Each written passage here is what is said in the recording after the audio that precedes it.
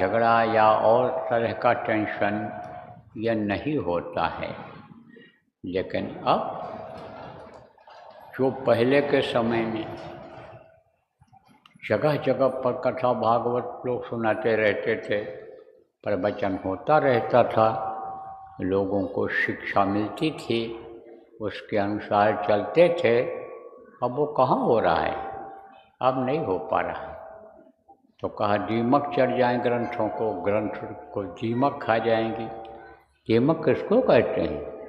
दीमक एक प्रकार का कीड़ा होता है जो फसल को खा जाता है, कपड़े को खा जाता है, किताब को खा जाता है, लकड़ी तक खा जाता है, लग जाता है। ऐसे आपने देखा होगा, मिट्टी जैसा होता है देखने में, उसके अंदर कीड़े होते हैं।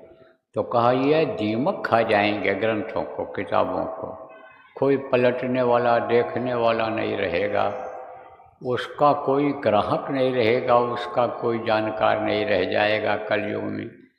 तो जब कोई जानकार नहीं रहेगा, या पढ़ेगा सुनाएगा नहीं, बताएगा नहीं, तो लोग भटक जाएंगे।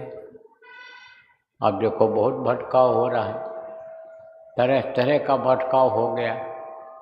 आदमी सुख के लिए कोशिश करता है, लेकिन उस सुख के बदले में दुख आ जाता है, परेशानी आ जाती है।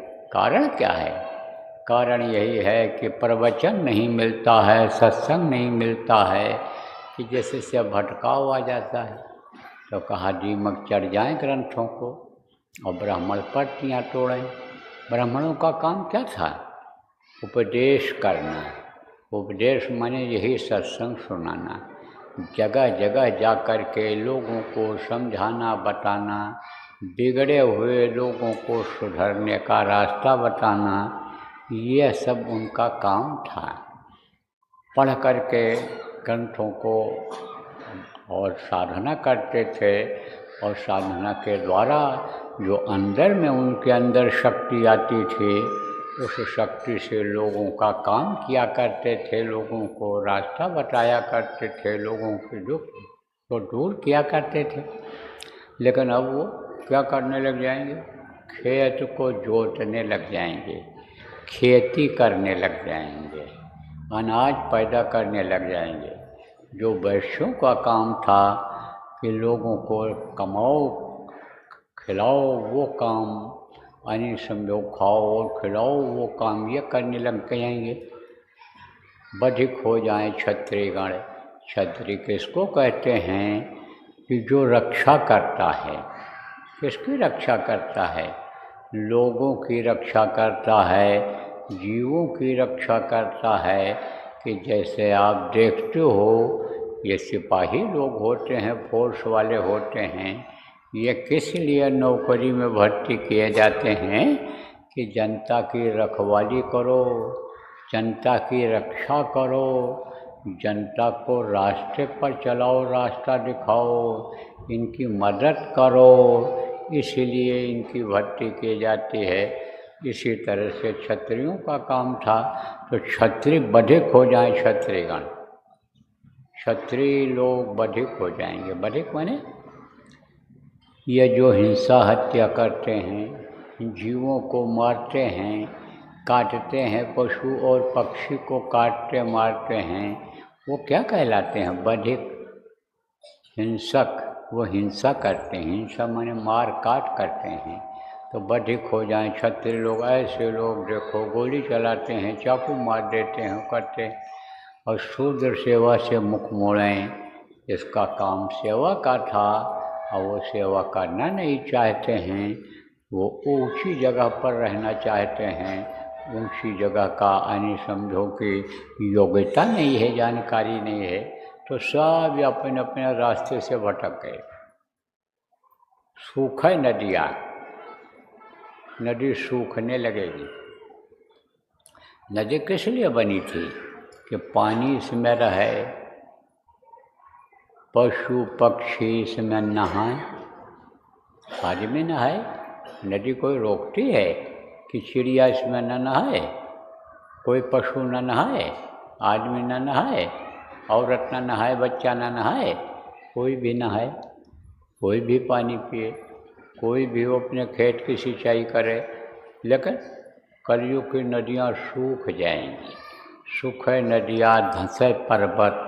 देखो जगह जगह आपको पर्वत के धंसने के, ज़मीन के धंसने की खबर लग रही है। तो यह कलयुग का कहना था। तब कहा विजय तब हमारी हो, तब उसकी विजय होगी। ऐसे समय में प्रेमियों देखो, सत्संग बहुत ज़रूरी है। सत्संग सुनने से जानकारी होती है, और सत्संग सुनने से और सत्संग वचनों के पालन करने से कलयुग का असर खत्म होता है। आप यह है कि सत्संग अगर नहीं सुनोगे, बच्चों को नहीं सुनाओगे, परिवार वालों को नहीं सुनाओगे, तो कलयुगी हो जाएंगे। और ये भी लिखा पढ़ी में है, ये बात सत्य भी है कि एक युग हमेशा नहीं रहता है, युग बदलता रहता है, और युग के बीच में युग आ जाता है। जैसे सतयुग में ये कलयुग गया था कुछ समय के लिए, और वही सतयुग कलयुग में कुछ समय के लिए आने वाला है, तो यह बदलाव होता रहता है। अब ये भी आपको बता दें कि एक कोई अधिकारी हो, अब जब वो अपने कुर्सी से हटेगा तभी तो दूसरा अधिकारी उस पर बैठ पाएगा। एक राजा गद्दी पर बैठता है, उस जगह का मालिक है, राजा है, जब वो हटेगा अपने आप हट जाए या हटा दिया जाए, तब तो दूसरा बैठेगा। तो कलयुग की जगह पर राज्य करने के लिए सतयुग आने वाला है, और कलयुग हटना नहीं चाहेगा, और सतयुग बैठने के लिए कुर्सी पर आ जाएगा। उसका समय हो रहा है, गद्दी पर बैठने के लिए, राज्य करने के लिए आ जाएगा। तो दोनों में हो गई लड़ाई।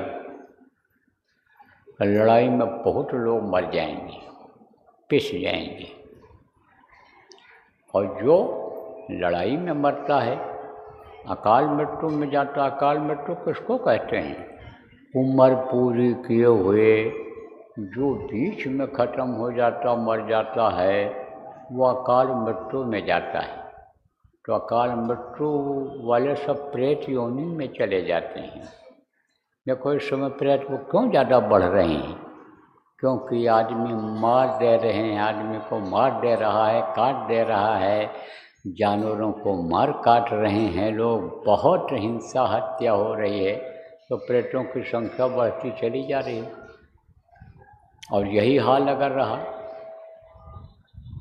तो एक एक आदमी के ऊपर जब 10-10 भूत सवार होंगे तो जल्दी वो उतरेंगे? एक को हो तो मना लो, एक को हो तो खिला के खुश कर लो, और जब कई लग जाते हैं तो हटते नहीं हैं जल्दी। यही कारण है कि बहुत से लोग दुख में ही जीवन बिता रहे हैं, बचपन से ही दुख झेल रहे हैं, जवानी में भी दुख, बुढ़ापे तक दुख आ गई। यही सब कारण है। तो प्रेमियों, ये देखने की ज़रूरत है, समझने की ज़रूरत है कि हम दुखी क्यों हैं, परेशान क्यों हैं। उसका बहुत सारा कारण है। जब सत्संग आप सुनते रहोगे बराबर, तब आपको जानकारी हो जाएगी कि दुख से कैसे छुटकारा मिलेगा, अकाल मृत्यु से कैसे छुटकारा मिलेगा, कलयुग के असर से कैसे छुटकारा मिलेगा। तो आज जो लोग आप आए हो, सत्संग सुन रहे हो, कहोगे कि भाई उपाय तो आज बताइए आप। तो उपाय बताता हूँ। देखो प्रेम, अभी मैं आपसे कहूँ कि भगवान को याद करो, भगवान आपको मिलेंगे, और भगवान मिल जाएंगे तो दुख दूर हो जाएगा। प्रभु मिल जाएंगे जिनके पास पूरी ताकत है, जो दुनिया को चलाते हैं, वो मिल जाएंगे तो आपका हर तरह का कष्ट दूर हो जाएगा, सारी परेशानी दूर हो जाएगी। लेकिन आपको विश्वास नहीं होगा, विश्वास नहीं होता है। सत्संग बहुत सुनते हो लेकिन विश्वास नहीं होता है। तो खास चीज़ है विश्वास। विश्वास जब तक नहीं करोगे तब तक आपको चाहे सत्संग हो चाहे नामदान हो यह फलदायी नहीं होगा। और विश्वास कर लोगे जब आप बातों पर गौर दोगे, बातों को गौर से सुनोगे और उस पर अमल करोगे तभी आपको विश्वास होगा। बार बार कहा जा रहा है कि यह मनुष्य शरीर यह मंदिर है, इसके अंदर मुर्दा मांस मत डालो, मांस मत खाओ, मछली मत खाओ, अंडा मत खाओ, शराब मत डालो। इन चीज़ों से जो बनी हुई चीज़ें हैं उनको मत खाओ पियो। लेकिन ज़बान के इतने, जीभ के इतने चटोरे हो गए कि मन ही नहीं मानता है, मन उसी तरह चला जाता है। तो कहा गया जैसा खाओ अन्न वैसा होवे मन, और जैसा पियो पानी वैसे होवे वाणी। देखो पानी बहुत ठंडा हो और ठंडे के महीने में समय पी लो तो गला खराब होना ही होना है, जुकाम होना ही होना है। आप समझो कि ज़्यादा खराब पानी हो तो गला खराब हो जाता है। यहाँ का पानी खराब होता है, बहुत से लोगों का ये कि घाव निकल आता है, यहाँ पर ऐसे फूल जाता है। तो जैसा पिए जैसा हो पानी वैसे होवे वाणी, और जैसा खाओ अन्न वैसा होवे मन। मन बदलने में देर नहीं लगती है, तुरंत मन बदल जाता है। अन्न के दोष से मन बदल जाता है। आपको दृष्टांत में सुनाया गया है मोदी पठान की कहानी। मोदी गया था चोरों के यहाँ भोज करके आया था, बड़ा भगत था गुरु का, सेवा खूब करता था तन मन धन से, लेकिन मन उसका बदल गया था, बदल गया था मन बदल जाता है। तो अब आप ये समझो प्रेमियों, अन्न का असर आता है। आप समझो कि ये गंदी चीज़ें जब पेट में जाएंगी तो मन खराब होगा नहीं होगा। यह मानव मंदिर जब गंदा हो जाएगा तब इसमें भगवान का दर्शन होगा नहीं होगा। इसलिए सबसे पहले मन चित्त और बुद्धि को सही रखने के लिए शाकाहारी रहना जरूरी है। शाकाहारी चीज़ों को खाना पीना जरूरी है। शाकाहारी ही भोजन घर में बनाया जाए, शाकाहारी लोगों के साथ रहा जाए, खाया पिया जाए, तब ये मन चित्त बुद्धि सही रह सकती है। और नहीं तो साठ का असर आता है। कितनी बार आपको बताया गया साठ का असर आता है। साठ जैसा करोगे वैसी ही आदत बनेगी। इस बात को कितनी बार बताया गया, समझाया गया, लेकिन आपका मन नहीं मानता है। कोई मिल गया दुष्ट आदमी और आपको लालच दे दिया तो लालच में आ जाते हो, धन दौलत के लालच में आ जाते हो कि ये हमको धन दिला देगा, कमाई करा देगा, ये हमको बिजनेस व्यापार में फ़ायदा करा देगा, और लालच में आ जाते हो। लालच में आ जाते हो तो उसमें नुकसान उठा जाते हो, उसमें नुकसान उठा जाते हो। साथ के असर से हो जाता है ऐसा। तो भाई अच्छे का साथ किया जाए। जब भगत का साथ करते हैं, जब सत्संगियों से सत्संगी मिलते हैं तो क्या होती है? गुरु की चर्चा होती है, गुरु की बातें सुनने को, कहने को अवसर मिलता है, मौका मिलता है। तो क्यों ना अच्छे का साथ किया जाए। लेकिन वो चीज़ आप लोगों से नहीं हो पाती है, वो ज़्यादा ज़रूरी है इसमें। जब इन सब चीज़ों को करोगे, खान पान सही रखोगे, चाल चलन यानी चरित्र को अपने सही रखोगे, नहीं तो गलत आदमियों के, व्यभिचारियों के साथ पड़ गए तो बुद्धि खराब कर देता है। कितनी भी सती औरत हो लेकिन व्यभिचारिणी का साथ अगर हो गया तो उसके अंदर भी अवगुण बुराइयां आ ही जाती हैं। इसलिए हमेशा होशियार रहना चाहिए इस समाज में, इन अन्य लोगों के बीच में, दुनियादारों के बीच में।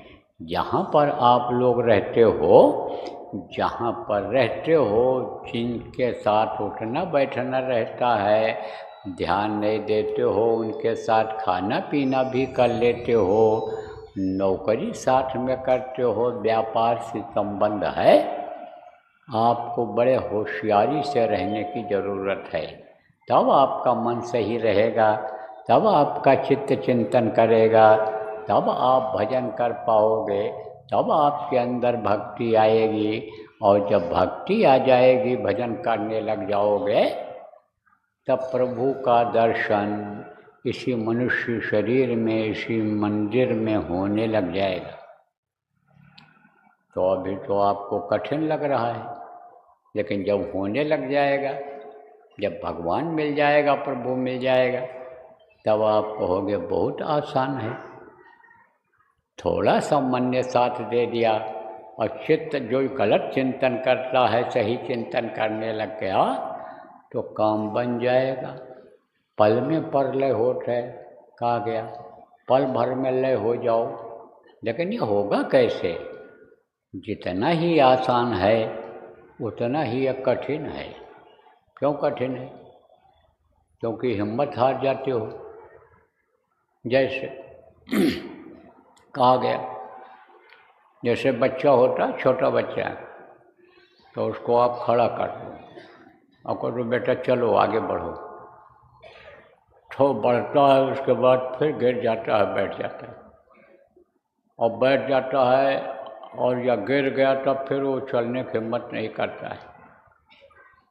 इसी तरह से बचपना है इस मामले में। आप ध्यान लगाया, भजन किया, निराश हो गए। देखो, बच्चा वही चलना फिरना सीख पाता है, दौड़